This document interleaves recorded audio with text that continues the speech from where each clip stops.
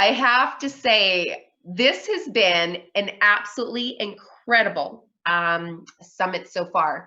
We have listened to so many great women, and I have to tell you, the amount of work that goes into something like this is no short feat of, almost think about it's impossible to put together. But it really takes a lot of planning. It really takes the commitment of all of the leaders to find that space in that schedule at that certain time to be on, and we are doing it. So I want to say thank you to all of our leaders who are joining us for the Success Summit.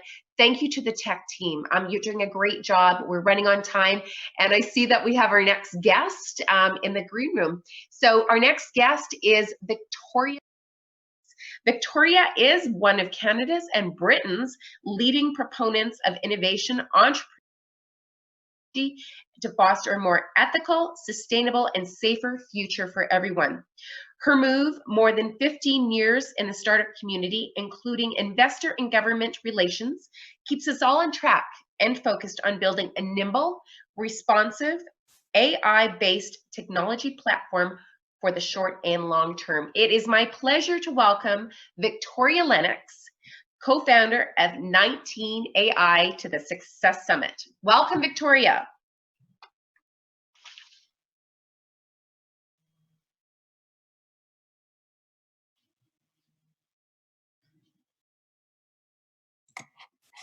Thanks for having me, Monica.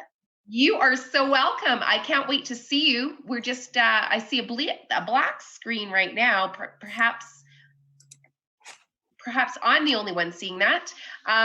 So Victoria, I am just going to say it's such a pleasure that you've had the opportunity. I know we have been playing telephone tag. We finally had the opportunity to connect this past week.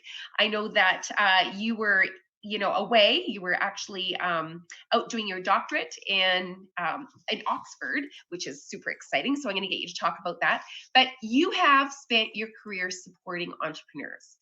And that is exactly why I thought, what a perfect woman that I would have share about how to support female entrepreneurs.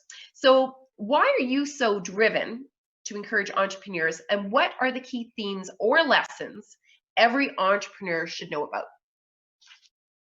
Thank you for having me, Monica. And sorry, everyone, you can't see me. I'm afraid if I fiddle with my options that the computer might go.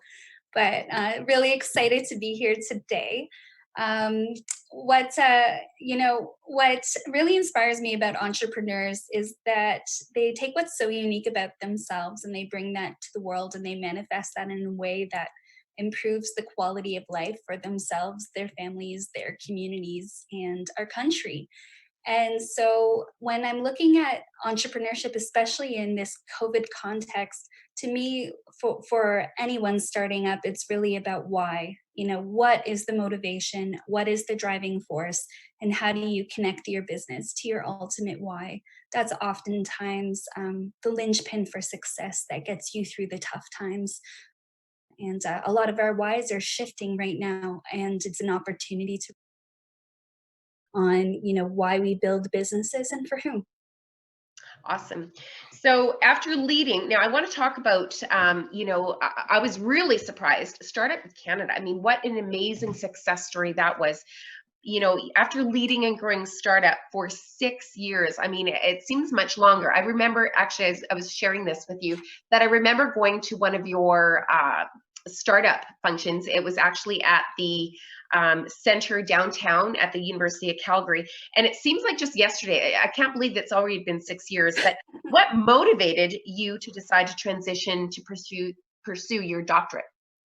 Well, as you mentioned, Monica, over the last 15 years, I've been building social enterprises to support entrepreneurs. And I hit a point where I was looking at my bucket list and all the things one wants to do. And I have always wanted to pursue a doctoral degree.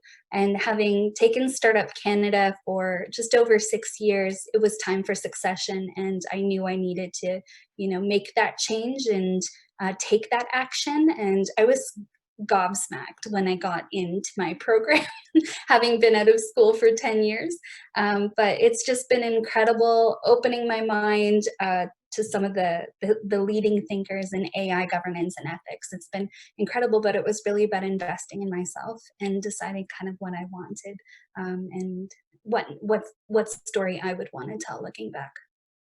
Amazing. And I have to share that, you were a true leader, Victoria. Most people, after a long run of dedicated and you built something enormous, they're thinking about a vacation. And your vacation is packing up, moving halfway across the world, and investing into your continuing learning, which is super, super powerful. I hope that people take note of that, because true leaders and people that are achieving great success continue to learn, and that's your vacation. What a beautiful vacation for you. It's a change of scenery, but what a great opportunity. Now, I want to just shift over to, we've talked about investing in yourself and about the importance of mental health. What are some ways that you balance a mental health and well-being? Well, as an entrepreneur and as a woman leader, it can be challenging, and oftentimes it's your mental and physical health that go first in sacrifice to your greater cause, the business, the employees, the cash flow, the impact you're looking to make. But all of us here, we know that you can't possibly make that impact. You can't possibly support others before you support yourself. So over the years, I've learned the hard way, as most of us do.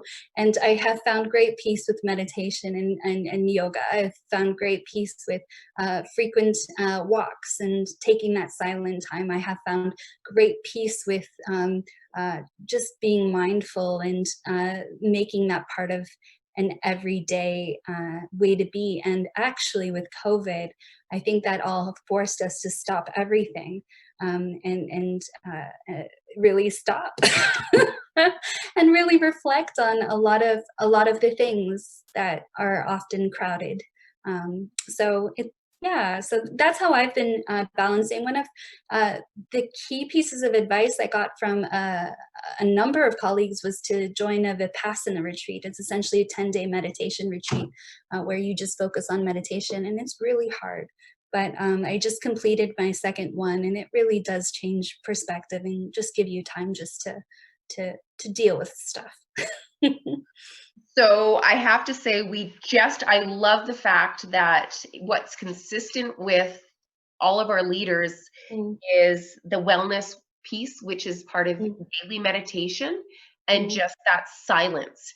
And before you got on, we had a guest from Cabo San Lucas, Rukhsana. She's my meditation coach. And so I've been working with her for a number of years. So I invited her to the Success Summit to talk about the benefits of breath work and meditation. And then we started with we actually just had a small 60-minute meditation and breath work. And I do that before I start my Success Summit. I was actually doing the breath work before I actually sat down, was ready to go live. So it's really important.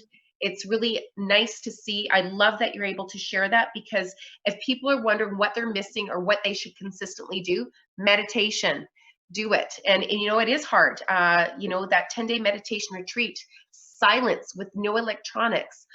It's powerful. It's really powerful, but our bodies crave it. So I think COVID was that little bit of that pause that was awakening for everybody. So thank you so much for sharing that. Now, I want to talk about COVID-19 and how it caused every entrepreneur to pivot. What have you pivoted? Well, I was in Oxford doing my doctorate, and like so many Canadians, had to come home. I was repatriated home, and I was working along on my doctorate and noticed a few of my classmates deciding to take some time away. I moved to my family home with my parents and my nephew, and became a homeschooler of a grade 4 awesome 9-year-old. And just decided to put my studies on pause just for a little bit, just to kind of mourn, like all of us, and to reflect. But I couldn't sit for too long, so I started a new company that's called Ninteen AI.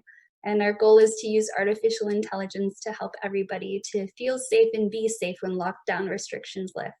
Basically, you can go onto your phone and say, hey, Google, is the Starbucks near my house safe? And then it will tell you, yes, it's safe, or no, and what your risk score will be, so that we can all move forward knowing if we're safe. Incredible. So that's just your side hustle. That's so impressive. And I have to say that I was on the website and I love the support. Where did you come up with the 19? Was that specific because those are the amount of people that you had on your team? I know that you're Yeah, co-founder and it's a CEO. great question. It's been a collective. We're really a cooperative at the end of the day, of entrepreneurs coming together to leverage their skills to create something that hopefully will impact a billion people and keep people safe. We're a social enterprise B Corp type company, data for good. The name 19 came from COVID-19, obviously. And our brand, if you go to 19.ai, you'll see Roman numerals that kind of show our homage to Italy and the innovation that Italy had to build and to lead on in order to keep people safe. It also represents connecting the dots in a safe network, and just people working together. So that's really where 19 came from, but it's been a very grassroots initiative with people plugging in and out of the team as needed to go faster. And so if anyone on the call today, if anyone at the conference and the summit is interested in 19AI and getting involved in any way, please don't hesitate to reach out. Amazing. And I love actually how you're sharing and you're using the language data for good. Mm-hmm. I think that's really powerful because, it is, it's been almost kind of like a bad word, like data. Yeah. We just, privacy and all that sort of Yeah. stuff. Using that data for good is a completely different way of looking at it. So I really love how you're reframing that and what it is that you're doing with all the people involved. Super exciting for you. I'm looking forward to, I love how you're connecting the dots and just really connecting people to bring them to that safety. I know the minister talked about our responsibility as business owners, our responsibilities to make our community safe. So I love how your initiative is enabling people to be safe in our communities, locally, nationally, and globally. So what an incredible initiative, and super excited to have, I love that you shared exactly where the name 19AI come from, because I was really curious. I had some ideas, but I'm glad that you explained that to everybody today. Now, before we, we still have some more minutes here. So, what advice would you give for women business owners, leaders, female entrepreneurs to thrive and survive in our COVID recovery stage in our new world? Well, it's definitely an interesting time. More than ever, we need to remain agile. And we need to be ready to pivot wherever is necessary.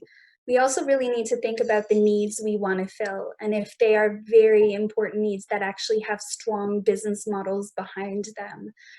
So that's what I would encourage every business leader today to really focus on, is to build your company with an understanding that it's going to be agile and that you really need to solve a problem, a real problem, and not necessarily a little problem. Think about how you solve a big problem in many ways. So maybe how you hire people and how that solves a problem, how your company feeds a sustainable development goal, how you can have blended returns on every decision you make as a business owner, because every decision matters. So overall, I think the COVID context shows us that we need to remain agile and nimble in this context, and we have to really focus on every decision that's within our control to make an impact with that decision to leave some good in the world. And I think if every business owner and entrepreneur does that, then we will have tremendous impact on each other, and that's what life is about. Okay, that is, I've been scribbling like crazy here. I know that we've asked all of our participants that are watching to write down at least one nugget, but I think I've got like 20 of them. You know, I love how you're, you know, using certain language like blended returns. You know, when you're encouraging people not to think about small, but think about like billions. Don't think about hundreds, thousands, millions. Go big, billions. How could some, like, I'm actually picturing like the franchise. Think about the franchise. How many others can it affect? And I really love the fact that encouraging people to solve a real problem, thinking about the business model. Those are some really key things that I think as business owners and entrepreneurs, as we're thinking about pivoting, we've almost been given this, how would you say, free pass, where you don't have to explain to anybody why you're changing direction. You don't, if you want to rebrand, just do it. You know, don't think about it. Just focus on solving that real problem. I mean, I look at this as just such a blessing and opportunity to really reevaluate your business. You know what doesn't work, right? It became very clear with COVID, you know, what wasn't working, and it gives us a real opportunity to do what is working and what we can do together to make a difference. So, wow, I'm so inspired by you, I have to say. And, you know, I want to throw props up to you and your team all over the place because, you know, supporting, celebrating women, as you know, I'm super, super, you know, passionate about. I believe that when we put women in the spotlight, that enables others to follow in their footsteps. Mm-hmm. So any way I can support you, my friend, I certainly will. I know that we've talked about, you know, bringing you on board to support us as well. And I really want to do that because I really love your leadership. You're so grounded. You're such an inspiring leader and an authentic leader. And I'm so grateful that you've had the opportunity to share this morning with us. I know that your schedule is super busy, and taking the time out of your business day today to empower others, to empower themselves, to make a difference, to move them out of that state of maybe, you know, kind of deciding what they're going to do, but just reconfirming what they have in their own power to do themselves. Yeah, well, thanks for that. I think what's so important is that we are there for each other, and that, you know, we give ourselves a bit of grace, you know, give it back to ourselves a little bit. That this is the time for it. And I think to go back to what you were speaking about before, just breathe, and then follow your intuition, and then, you know, think about what you really want and what impact you want to leave with your company. Amazing. And keep supporting women, because as the minister said, she goes, I just want every woman to know that they're worth it. You, my friend, you are worth it. And every single woman watching, just know the struggles. We are in this together. You are not alone, and you're worth it. So thank you so much. The struggles are real, and we're in it together. That's for sure. Absolutely. Thank you so much for taking time today. I appreciate it, and any comments we'll include up in our following email today to all our pass holders, and we'll be sure to share the link to 19 AI. Thank you so much for having me. Thanks, Victoria. Have a great day. Thank you.